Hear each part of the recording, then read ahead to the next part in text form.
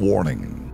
Our YouTube channel and its videos may contain scenes, language, and content that may not be appropriate for all audiences. These videos include surveillance footage, undercover pursuit of suspects, actual police and rescue operations, and fearless confrontations. If you do not approve of the content, please do not watch our videos.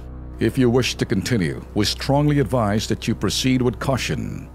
Viewers' discretion is advised.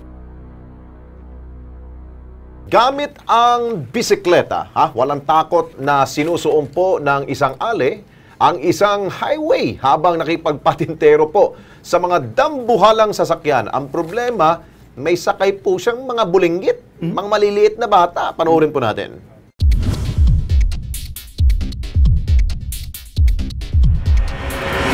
Sa isang ordinaryong hapon sa kabaan ng C4 Road sa lungsod ng Navotas, naaktuhan ng aming team ang pamamasyal ng tila mag-iinang ito.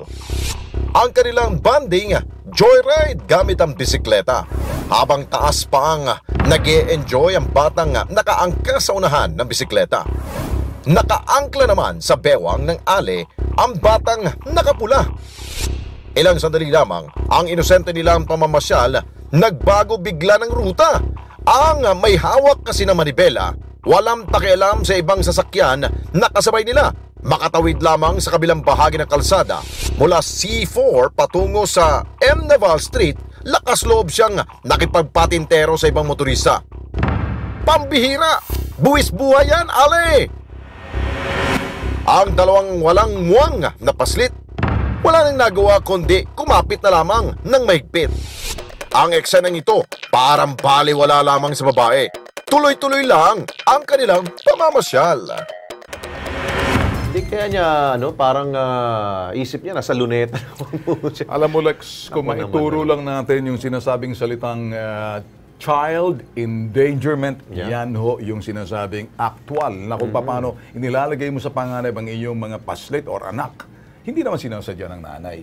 Iba lang talagang mindset ng mga Pinoy. Sometimes wala ho talagang sinasabing Lex, yung the danger lurking. Parang nasanay na tayo na ang buhay natin dito sa Pilipinas, 5-5. Swerte-swerte kapag ikay tinamaan, swerte kapag ikay nabuhay, swerte kapag namatay. Ganun eh. Ito, tutok ang araw. At least, tutok ang araw, kitang-kita ho. Pero kapag sa gabi ho niyan nagawa ho yan, naku po, mukhang hindi kayo abutin po ng Christmas ho niyan. Siguraduhin lang natin, Lex, kaya ho namin sinasabi ito, hindi ho para ito'y insultuhin o pagtawanan, bagkus pinakikita ho natin yung mga mali na sumasalamin ho sa ginagawa ho ng ibang mga kababayan natin. Sa pagpupuna ho ng Kilos Pronto, sana ho medyo nakikita nyo ang may aral. May aral.